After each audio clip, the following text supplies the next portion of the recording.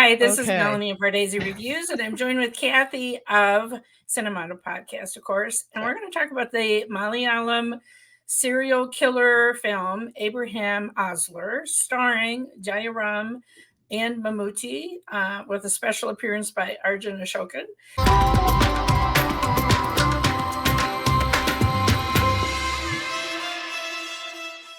And the director of this film is Midhun Manuel Thomas, but the writer was Randheer Krishnan.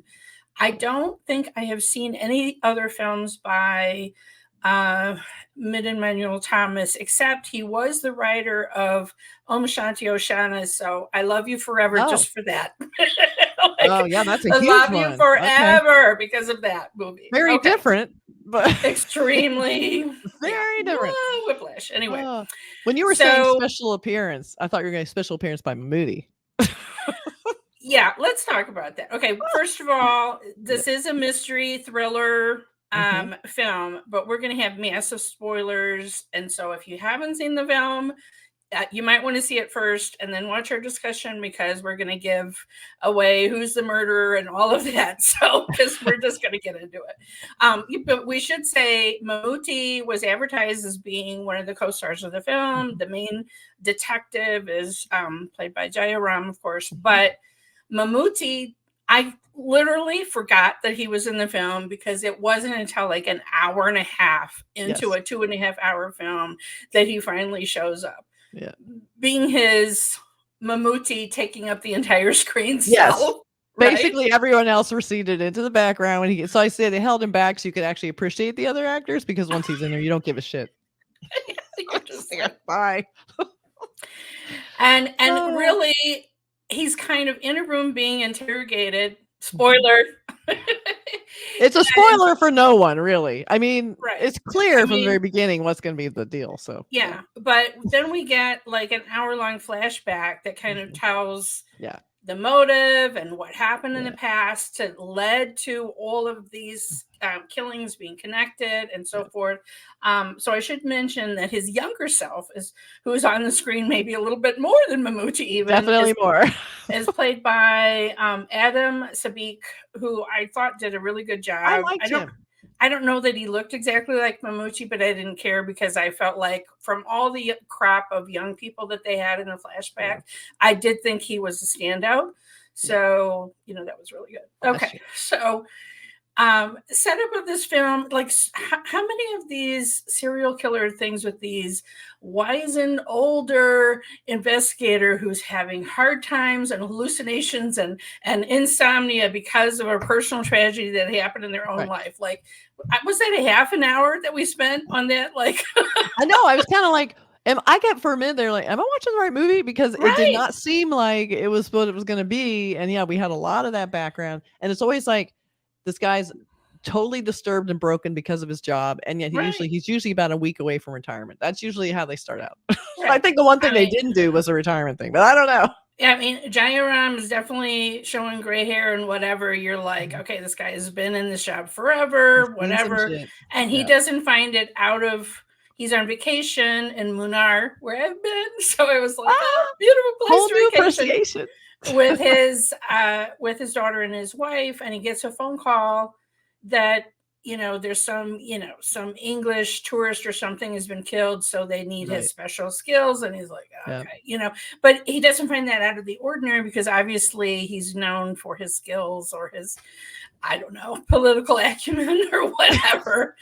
But so that leads to Arjun Ashokan, his kind of little cameo supporting role in this is the killer of Jayaram's wife and daughter. And so we see many scenes of Jayaram interrogating him in his prison cell, actually bringing him outside food, which I thought was interesting, because then I'm like, are you going to poison the guy? Or like, I know, I was wondering. Like, but the bottom line is they never found the bodies. So this guy, they found, I think, murder weapon, whatever, but they never found the body. And so he's just wanting closure, and he's wanting to be able to have the funeral, have graves to visit, Okay, sidebar. My husband's cousin was murdered and went missing several years ago. We have never found her body. So what I found really believable for his character is he doesn't even care anymore about this killer. He just wants closure. Yeah. He wants to know that his wife and daughter are not just in some unmarked grave, hole in the ground in the forest. Like he wants It'd be so them. It would be He haunting. wants that closure. And that is completely valid. And that's exactly how, my husband's cousin family, the sisters of the murdered victim feel, is that they just want answers. They just want closure. Yeah. And they may never get it. And that is one of the hardest things. And that's what's leading to his insomnia and whatever, is that he can't, because there's not that closure, because you can't have the funeral, because you can't have a grave that you could visit and whatever. It's just this open thing that gnaws at him, and he cannot sleep at night. So that's our setup, is we're like, that they're showing that this guy has so much insomnia that he's actually seeing things. So like, it's like an unreliable narrator, right? Like we're never sure, is he seeing something or is he imagining something? Yeah. But then they kind of throw that away by the end of the film. Like, he's fine now. Don't worry about it.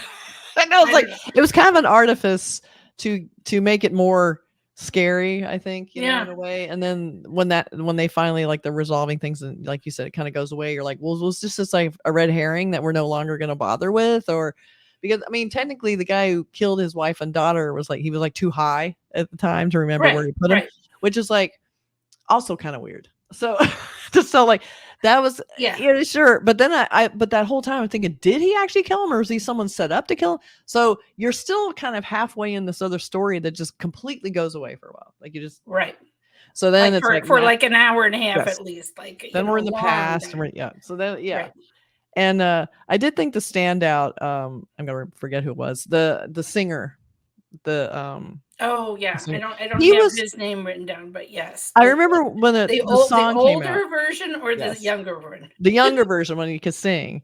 I remember when I had sort of forgotten this scene parts. The movie was so disconcerting because I feel like we had 3 different movies in one movie, which is typical of these Indian thrillers, which I love, is they are always very complex and they're never just a one straight line. It's always like.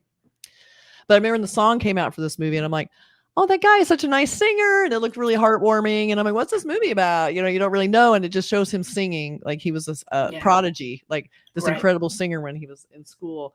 And so I was like, oh, this looks like a good movie. Then when I find out the true story of what's going on here, it's all very tragic and horrible. Like what happens to this guy is so sad. Oh my God. When we get that flashback of what actually happened. Oh my God. Oh my God. It was so beyond. I mean, there was the pacing of this movie. I do have a little bit, to pick at. Indian movies, their standard, runtime is 2.5 hours or 2 hours, 20 minutes.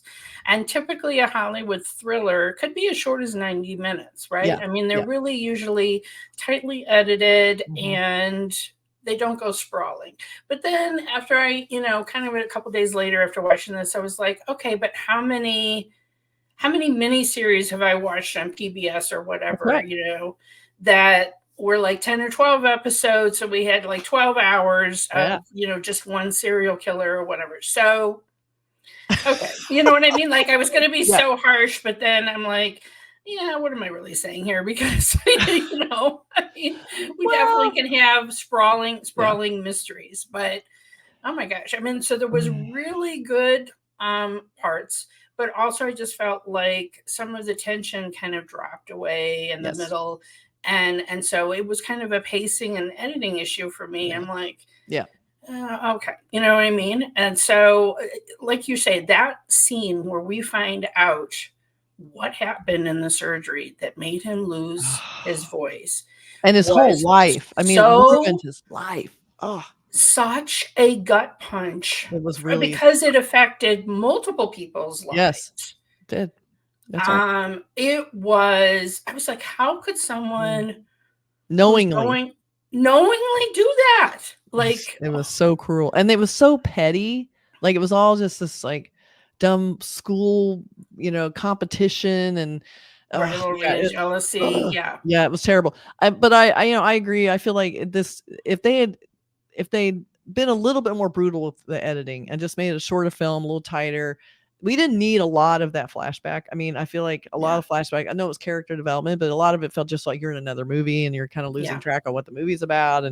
But at the same time, it did make you kind of care about it. But I feel like overall the impact was a little bit blunted because I feel like there was so much space in between that just wasn't relevant.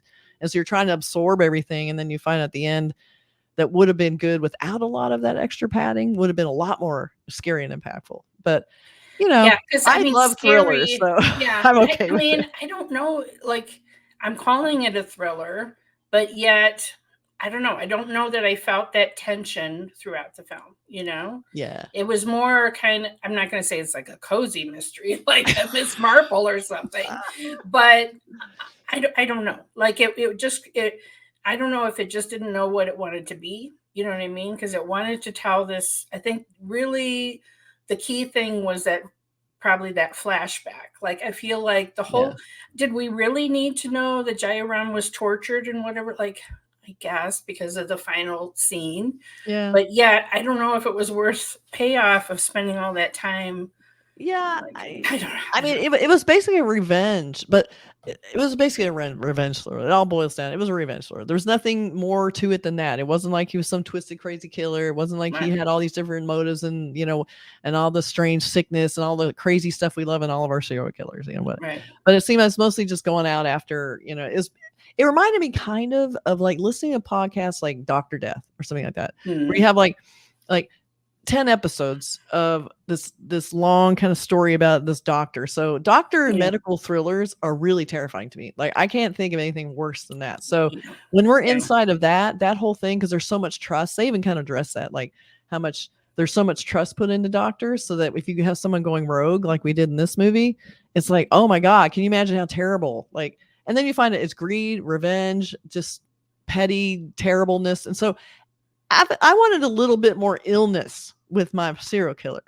I see what you're saying. Right. They seem in control of their emotions. Like, they tried to make it look more than that. Like, he was leaving those little notes, like the birthday killer or whatever the notes were, making it seem kind of, blue, Twin Peaks or something, like, oh, we're leaving a note. Okay. I mean, you and I both know Mammootty can play crazed killer. Yeah. He can play evil killer. He can play maniacal killer. That wasn't what he was playing here. And he wasn't scary. When they finally have him talking about it, he was just like, here, let me explain why I'm actually a teddy bear. Yeah. And I love my son. And so what I'm doing here, like, you're just like, oh, what? So then it just seems sad and not thrilling at all. Really there was a lot of just tragedy. I mean, it was maybe it was more melodrama than thriller, Yeah, maybe. Yeah. I don't know, but I mean, it was definitely marketed as this big scary thriller. Yeah, I don't know. It was just kind of okay. I mean, I'm not saying it's on streaming at this point, so I'm not saying it's completely devoid of any reason to watch. I'm not being that. Oh no, it was fun. It was fun. But for me, it's kind of like middling. It's not exceptional. It's not. I can't sit here and tell you, wow, this was great. Okay, but it does have some moments that I have really probably never seen before. Especially that flashback and the surgery. And that someone would do something like that deliberately to mess up another medical resident's career. Like, what? Yeah, really like, bad. I literally have never seen anything like that and didn't see that coming at all. I was like, oh my God. And there was also I felt like it kind of came out of nowhere. It seemed overly complicated and weird. And I'm still a little confused by it. When the main guy dies on stage, the chief of medicine or whoever he was, whatever the title is, he dies on stage, and then it comes down to like this weird bone dust that had a bacteria in it that was put in some ink that was in. I'm like, that was going to take 7 days. I'm like, say what? And then they're like, the perfect test, running. Oh my God, it's the. I mean, like everybody else gets carved up, but the guy that was the main thing, that his revenge is that he's going to die in front of everybody. I'm not saying it wasn't painful, but I'm like, And how did they know it'd be in front of her? Like the timing was weird, and then they're just showing this guy chopping up, the butcher, and then that's like setting off alarm bells for him, like with his wife and the other crime. I got all confused by that because then I'm like, wait, oh yeah, that's right. There was this other crime at the beginning that I kind of forgot about. Right.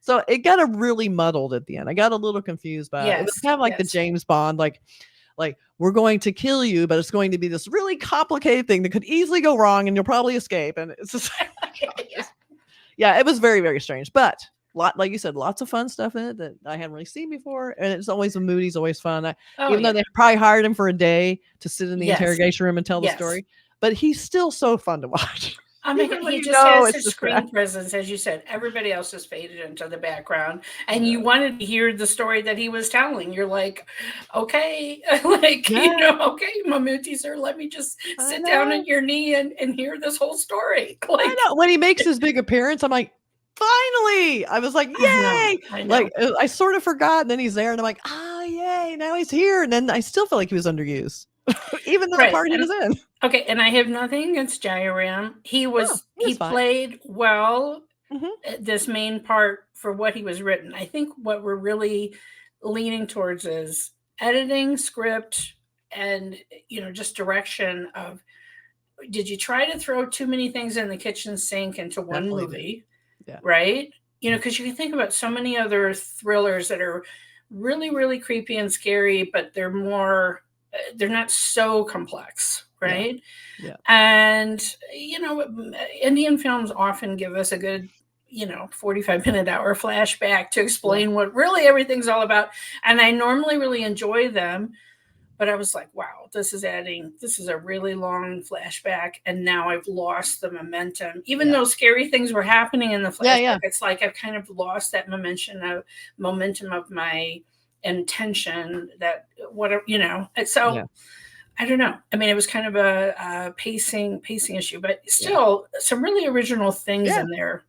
And I kept thinking, like the guy that died on stage with this weird bone bacteria, whatever it was, and I'm like, couldn't that spread to other people? Like, how is it that it's like only going to be one person, and if it's so dangerous, what? I know easily someone else could have gotten it, or I feel like there were two movies. One, I would love to have seen a movie just about the medical school. That movie would be alone a great movie, just done. Just make that a separate movie, and then just have this be a serial killer. Just bring it up, and also the other big formula you're talking about. More Mammootty, just period. And come on. Just more Mammootty. And like that would have solved a lot of problems if you just come into the story earlier and you didn't know who he was. He was just this guy. It's like they really red herringed us over and over again, because the guy who had lost his voice, I can't remember the character's name, but anyway, the singer who had lost his voice, it's like, you're not expecting there to be a serial killer team. Right? Yeah, exactly. Right? So you're expecting it's always to be this lone killer who's so brilliant or whatever, and then slips up with one little thing. Whoops. But here you're not expecting there to be a team, and you're not expecting it to be multiple people who had been injured in the past who had revenge to give. And I also, again, I'm forgetting character names, but the guy that was the young guy that was in charge of the hospital, I was convinced it was him, because there was like supposed to be a like an organ transplant or something, and he had this line like, "Where's the body?"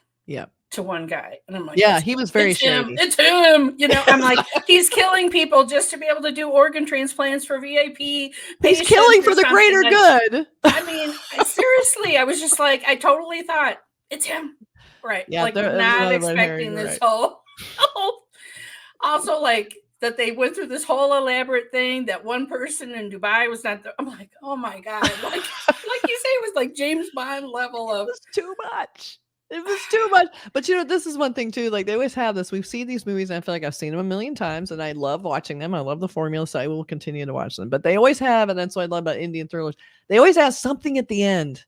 Like you think the movie's over, and then something at the end completely turns it on its head, and you go, what?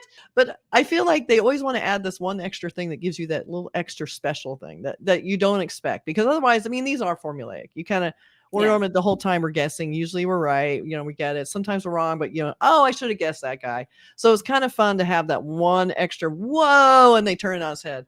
They kind of had it here, but it was kind of an on your head. You're like, I know it was muted. Yeah, I agree. I agree. But again, I like totally watchable. Totally watchable, and I mean, great. Will I see Arjun Ashokan in any small part he wants to play? You betcha. Yes, indeed. He was a pleasant surprise that he was in this film. I'm like, oh yeah, here we go. Can anyone play slightly off kilter, weird? Mm-hmm. Yep. Mm-hmm. I know. Always the minute it comes on screen. What? Wait, what? Yeah, there he is. Now we know. I know. Very fun, but a serviceable thriller. Fine for a rainy day. Would be fun to watch. It's dark. It's creepy. It's got some cool, creepy stuff in it, medical horror and all that. It's got some great stuff in it. So, you know, again, editing might help, but it's a fun movie. Fun. I always find the good. Yeah, and it's always fun to see. I mean, if Mammootty doing a day or two's work meant that this, you know, this filmmaker got to make this film and all the and we got to introduce to all those young actors were pretty new faces for me, especially Adam Sabik that was playing Mammootty as a young man. Yeah. Okay. Okay. It wasn't a waste of time. It could have been better, but ultimately it was a fun watch, and I like thrillers. If you like thrillers, I think you'll like it. It has some fun twists. Yeah. All right. Thanks. You know all the twists now, though. Well, hopefully you will have seen this movie before you listen to our analysis. But I would love to know for Malayalam, if Malayalam audiences, when you were watching this, were you satisfied? Mm-hmm. Because I feel like sometimes I feel like the movie beats that you and I are expecting from Hollywood and what we've grown up with. Yeah. Maybe this was perfectly tense and whatever to a Malayalam audience. I don't know. Yeah. I'm kind of curious what home audiences thought. Were you kind of disappointed? Were you expecting a lot more Mammootty and were disappointed how little we got? Yeah. Love to hear your thoughts in the comments below. Of course, you have to subscribe here and to Kathy's channel because we're constantly on each other's channel doing different things. So you have to subscribe also to Cinematography Podcast as well as here on Pardesi Reviews. So thanks, Kathy, for joining me again for a fun movie review. And we'll see you soon. Bye.